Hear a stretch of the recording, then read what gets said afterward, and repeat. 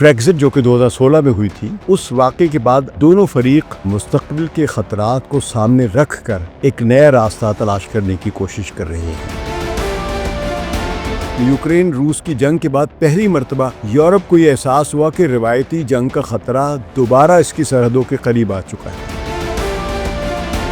Trump نے اپنے دور صدارت میں بار بار یہ پیغام دیا کہ امریکہ یورپ کی حفاظت کا ٹھیکیدار نہیں ہے۔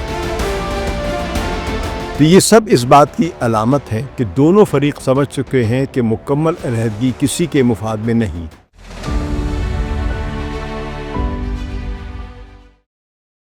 ثقلین امام کا سلام قبول کیجیے۔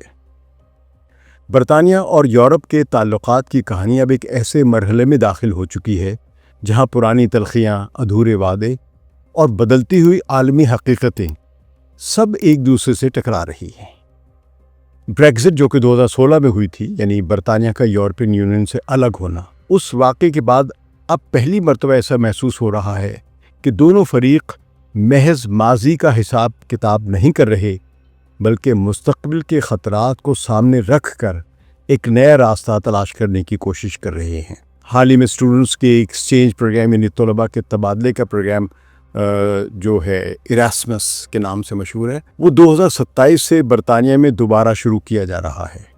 یعنی برطانیہ کے طلباء یورپی یونین کے مختلف یونیورسٹیز میں پڑھنے جائیں گے، اور یورپی یونین کے مختلف ممالک سے لوگ جو ہیں وہ برطانیہ کی یونیورسٹیز میں پڑھنے آئیں گے۔ یہ بھی ایکسچینج اسکالرشپس کا پروگرام تھا، اس کو بحال کیا جا رہا ہے۔ بظاہر ایک تعلیمی خبر لگتی ہے کہ اسٹوڈنٹ ایکسچینج پروگرام بحال ہو رہا ہے، مگر حقیقت میں یہ ایک سیاسی اور اسٹریٹجک سگنل ہے۔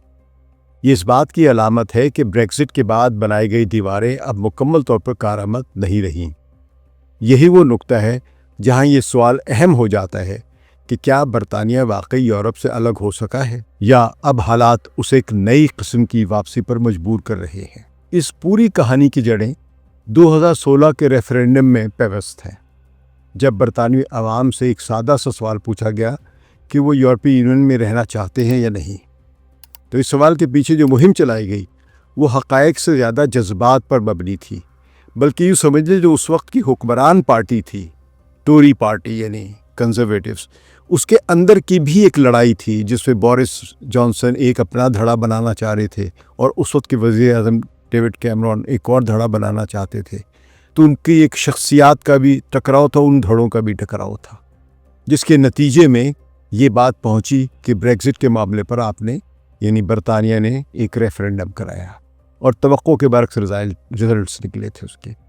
پھر اسی دوران ایک نیا کریکٹر بھی ابھرا تھا، نائجل فراج، اور ان کی ایک یو کے انڈیپینڈنٹس پارٹی۔ یہ ایک انتہا پسند، نسل پسند، آپ کہہ رہے کہ ایک قوم پسند یا قوم پرست ایک انگلش جماعت تھی۔ اس نے بڑا ایک مرکزی کردار ادا کیا اس میں۔ انہوں نے یورپی یونین کو برطانیہ کے تمام مسائل کی جڑ کے طور پر پیش کیا کہ برطانیہ کے سارے مسائل جو ہیں وہ یورپی یونین میں جوائن کرنے کی وجہ سے ہیں۔ امیگریشن کے خوف کو بڑھا چڑھا کر دکھایا انہوں نے، اور یہ تاثر دیا کہ جیسے برطانیہ یورپی یونین سے نکلتے ہی ایک آزاد اور خوشحال ریاست بن جائے گا۔ سب سے مشہور دعویٰ وہ تھا کہ برطانیہ یورپی یونین کو ہر ہفتے 350 یعنی 35 کروڑ ملین پاؤنڈز دیتا ہے، اور اگر بریگزٹ ہو جائے یعنی برطانیہ یورپی یونین سے باہر نکل جائے تو یہ رقم نیشنل ہیلتھ سروس پر خرچ کی جا سکتی ہے۔ بعد میں یہ بات ثابت ہو گئی کہ یہ دعویٰ آدھا سچا اور آدھا جھوٹ تھا، یعنی ڈسٹورشن تھی، اس کو بڑا مسخ کر کے پیش کیا گیا تھا، مگر اس وقت تک یہ نعرہ عوام کے ذہنوں میں بیٹھ چکا تھا، کیونکہ جو رقم برطانیہ دے رہا تھا یورپی یونین کو صحت کے حوالے سے، اس سے زیادہ اس کو وہاں سے مل رہا تھا۔ تو یہ اصولی طور پہ 350 ملین پاؤنڈ برطانیہ دے نہیں رہا تھا بلکہ فائدے اٹھا رہا تھا۔ تو اس مہم میں میڈیا کے کردار کو بھی نظر انداز نہیں کیا جا سکتا، جو اس وقت تھا 2016 کی میں بات کروں، میں یہاں پر تھا، میں نے دیکھا تھا کس طرح کیمپین چل رہی تھی۔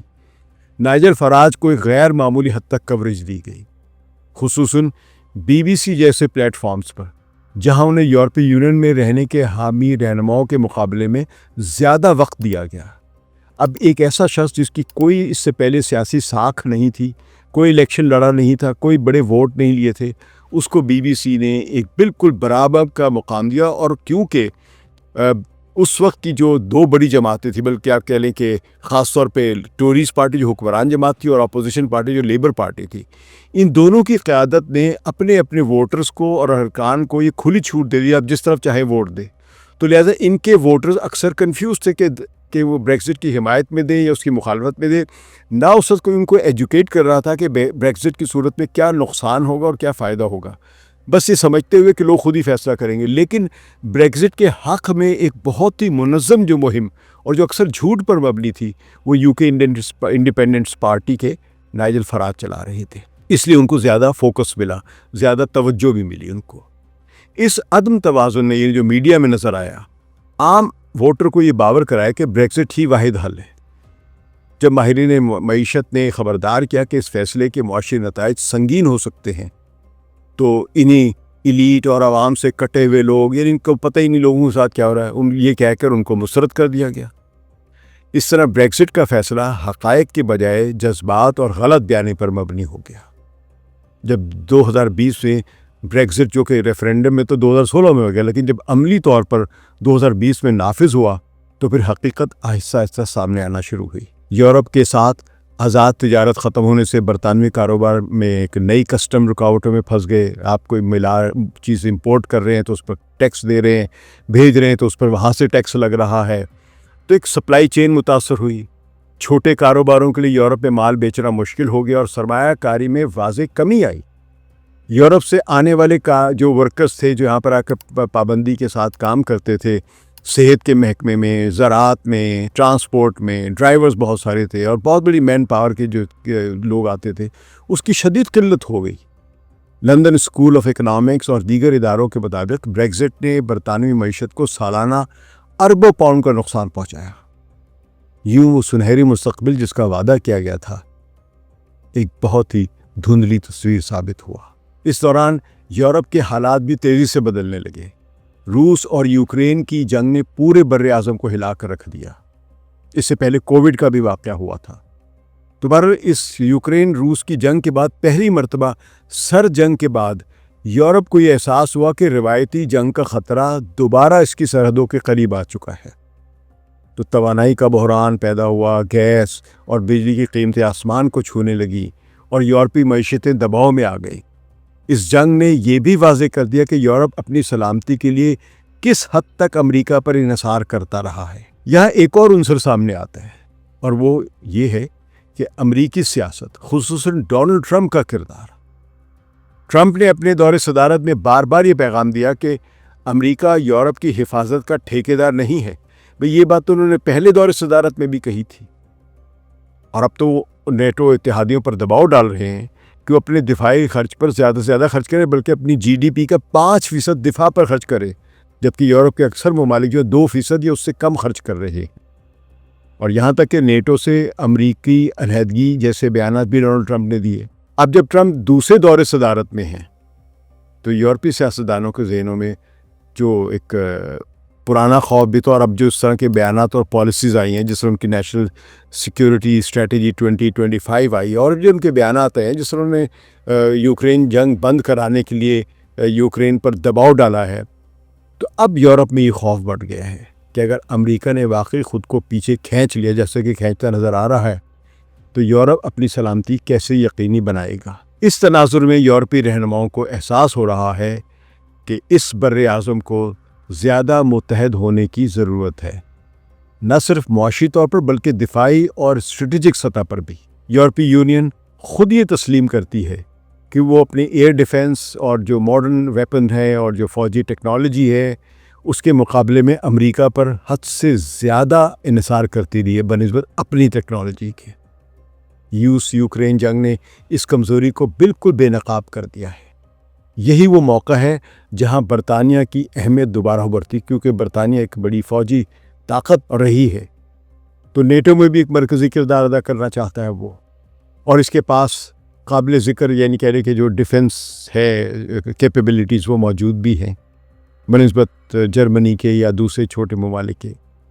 تو اسی لیے اب یورپی یونین اور برطانیہ کے درمیان ایک نئی سیکیورٹی اور دفاعی شراکت داری کا پر بات ہو رہی ہے. اس کا مقصد یہ نہیں کہ برطانیہ یورپی یونین کا رکن بن جائے شاید، یا بن بھی جائے، ابھی ہم کچھ نہیں کہہ سکتے، لیکن اس کا مطلب یہ ہے کہ بدلتے ہوئے عالمی خطرات کے مقابلے کے لیے عملی تعاون قائم کیا جائے گا۔ تو ایراسمس پروگرام یعنی اسٹوڈنٹس کا جو ایکسچینج پروگرام ہے اور ہورائزن، اس جیسے جو منصوبے ہیں، اسی وسیع تر سوچ کا ایک حصہ ہیں جن کے ذریعے اعتماد کی فضا بحال کی جا رہی ہے، یعنی کانفیڈنس بلڈنگ والا ماحول پیدا کیا جا رہا ہے۔ اس کے ساتھ ساتھ نوجوانوں کی آمد و رفت، خوراک کے معیارات اور ماحول دوست صنعتوں جیسے معاملات پر بھی بات چیت جاری ہے، یعنی انوائرمنٹل فرینڈلی چیزیں جو ہیں۔ تو یہ سب اس بات کی علامت ہے کہ دونوں فریق سمجھ چکے ہیں کہ مکمل علیحدگی کسی کے مفاد میں نہیں۔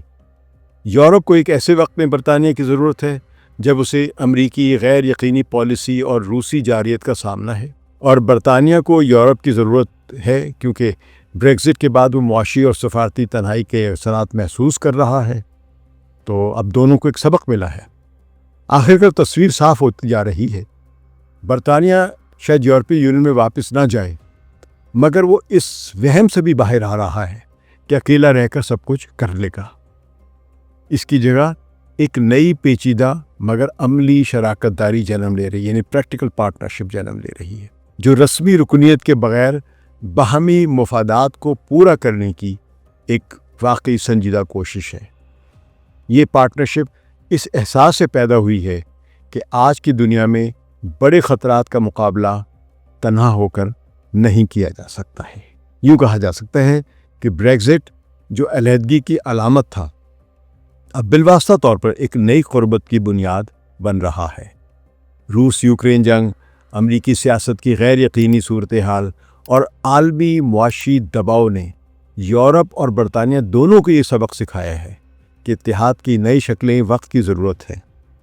یہی وہ حقیقت ہے جسے اب عام یورپی اور برطانوی شہری بھی آہستہ آہستہ سمجھنے لگے ہیں، اور یہی مستقبل کی سیاست کا سمت کا جو ہے اس کا تعین بھی کریں گی یہ باتیں۔